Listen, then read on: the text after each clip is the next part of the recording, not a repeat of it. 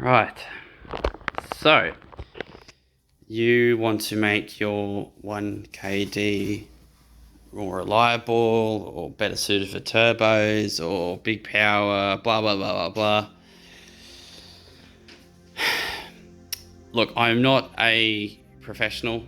I did mechanics for 4 years, but I'm not one of those engine builders that, knows the ins and outs of every engine, what their Achilles heel might be.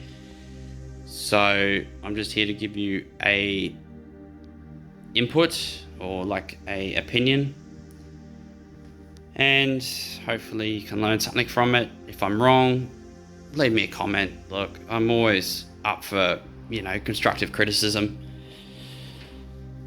And yeah, so this is pretty much just tips on if you have a 1KD or a 2KD, or in Australia 2KDs are not very common.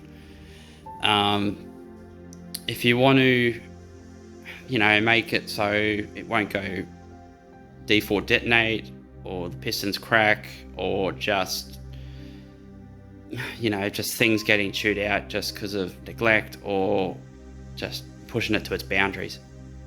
So I've got a few little examples. I've got 3 actually. I've got my one on the stand, which you saw. This one, which is a seized hydrolocked engine, which I'm actually trying to sell, because I did think about rebuilding it, but it's just not worth it. It's probably worth scrap or someone who actually knows what they're doing. And this one's a bog stock 1KD, which is actually from my ute. This is not my ute. Mine's outside, which I will probably show once it's running. Right, anyway, so backstory. I heard about 1KD pistons cracking, and this was probably back in 2019. I researched it. I know it doesn't happen a lot, but it can happen. One person, opinions matter, or opinions always change. Someone says it's the injectors, which can contribute. Another says it's pistons, which can also contribute due to the machining design. I know there's a few different designs of them, a few different just differently engineered. And I went on Marketplace, and I bought a 1KD which had been seized due to Toyota not doing an oil filter right. The poor guy who I bought it from, Toyota really screwed him around, really stuffed him hard. Never ever use a dealer if you take your car to a dealer. I would never ever use one, because they are lazy, arrogant, and very incompetent. Anyway, so I bought this to obviously have stronger internals, so it pretty much wouldn't die. Or it can be built for high boost applications or just big power. It's not really my thing. I'd rather just have a solid, daily, reliable bomb that will never go wrong. So, starting with the bottom end. Look, I'll just get straight into the point. My crank is standard. However, this engine has been machined and built, the crank has been balanced to my harmonic balancer. I got a Daco one, I bought a brand new one, and a MPC flywheel because my car is manual. So the crank was balanced, it was lineaged,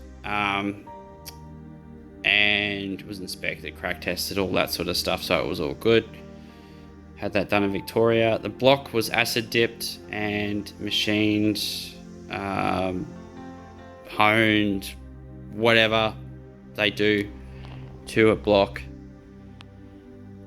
It was done. It's been done, whatever, just name it and I'm sure it was done, because I asked the engine builder to really go to town on this one and to take his time.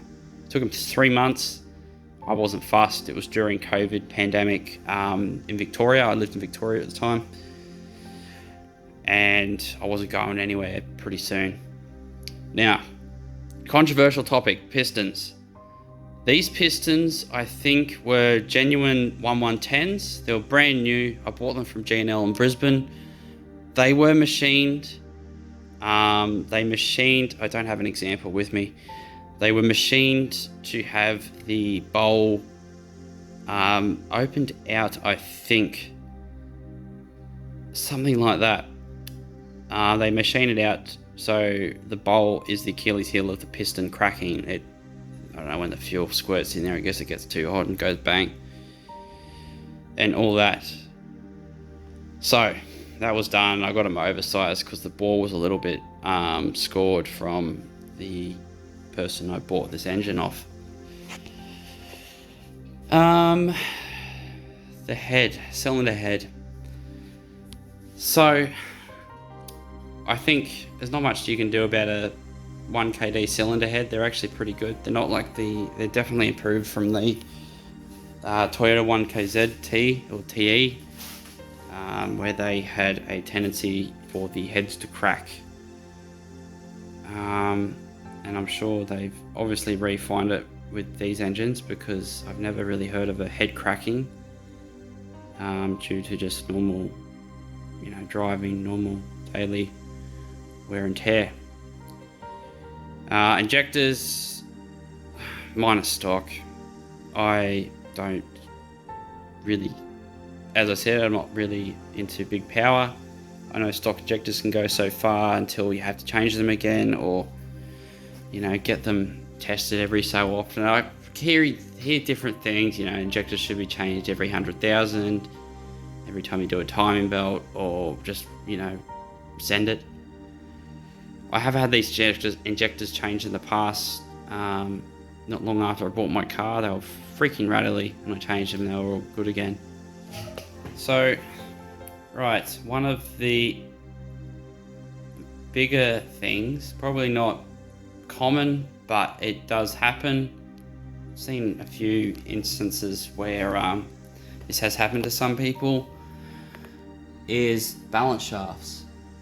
So you can see the holes there. You can see mine are not existent. That's because I have deleted them.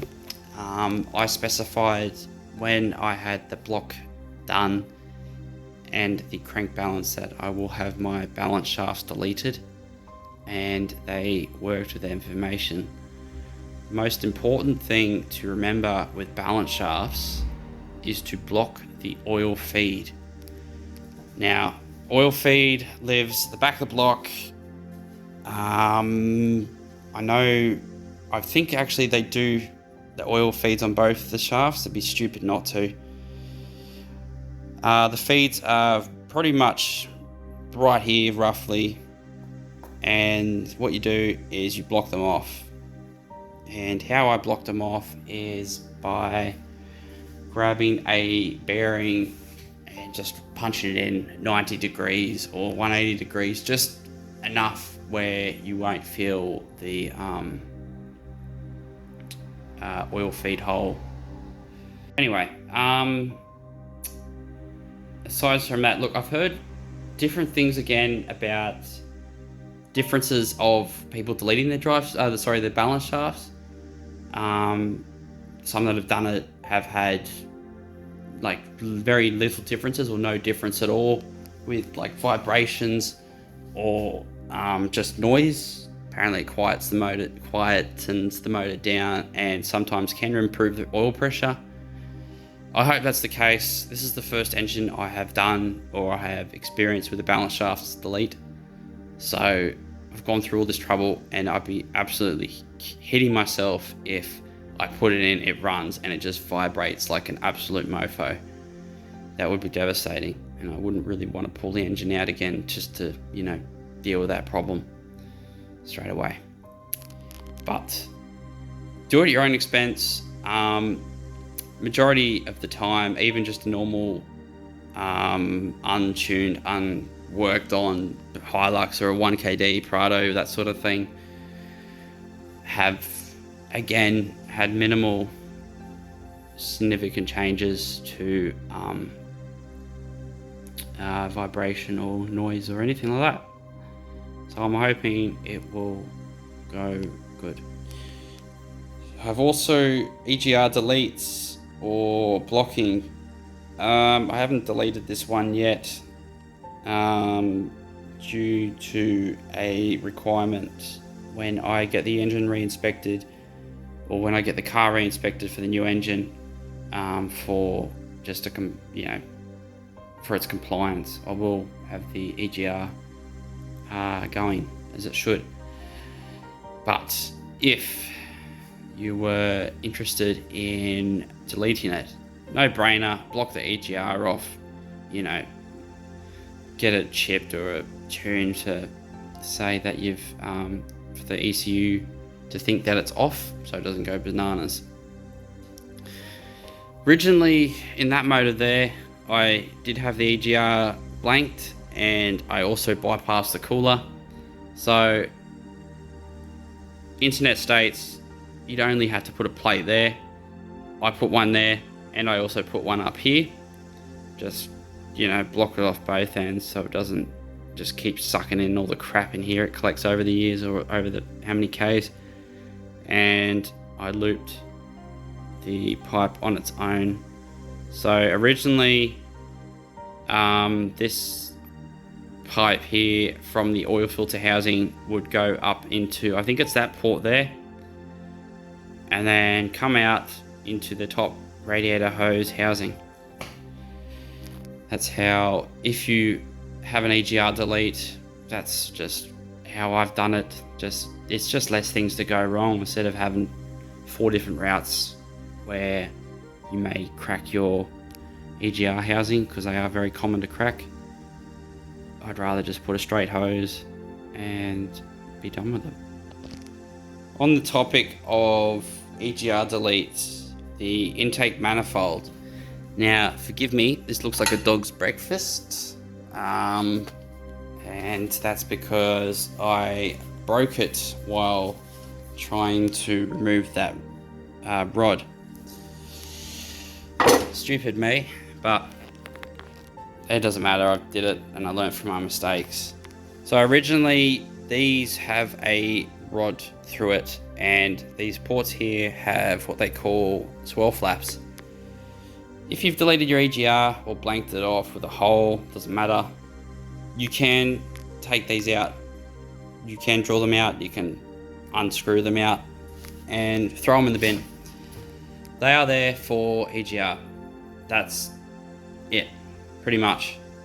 And if anything, it'll permit aid with airflow. When I first cleaned out my EGR intake manifold on my original engine over here, and that was back in 2019, I did have, it was like the car only had done 90,000 Ks and it was clogged to the buggery. The car was a city car, and it was a bit of a difference once it was going again. It was smoother, quieter, you name it.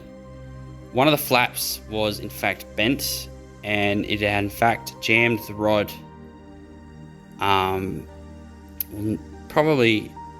It